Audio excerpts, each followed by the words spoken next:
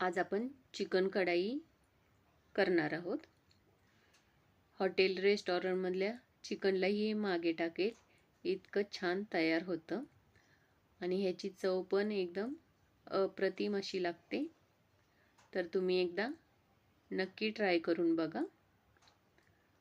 आता चला आपण रेसिपीला सुरुवात करूया। इथं मी 300 ग्रॅम चिकन घेतलेलं आहे। हे स्वच्छ धुवून घ्यायचं आहे। पीस इथं मी मोठेच ठेवलेले आहेत।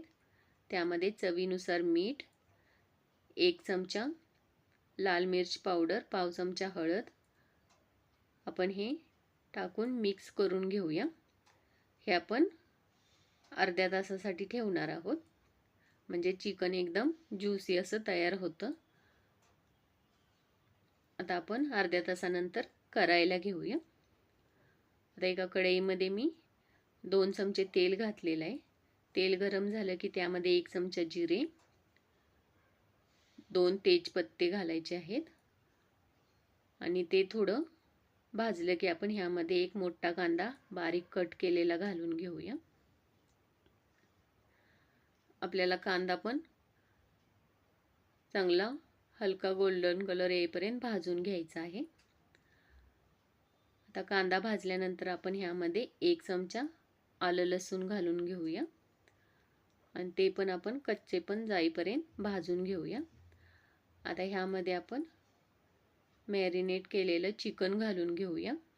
तुम्ही इथं चिकन डायरेक्ट घातलं तरी चालेल, पण मॅरिनेट केल्यानंतर चिकन रबरासारखं होतं, ते होत नाही। त्यासाठी आपण चिकन हे मॅरिनेट करून ठेवलेलं आहे। चिकन आपण कांद्याबरोबर भाजून घेऊया 2 मिनिटासाठी आणि त्यानंतर 2 टोमॅटोची पेस्ट घालून घेऊया।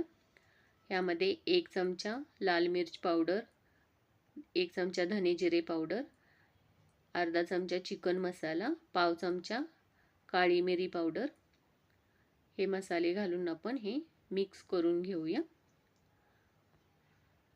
2 मिनिटं परतवून आपण हे झाकून ठेवूया।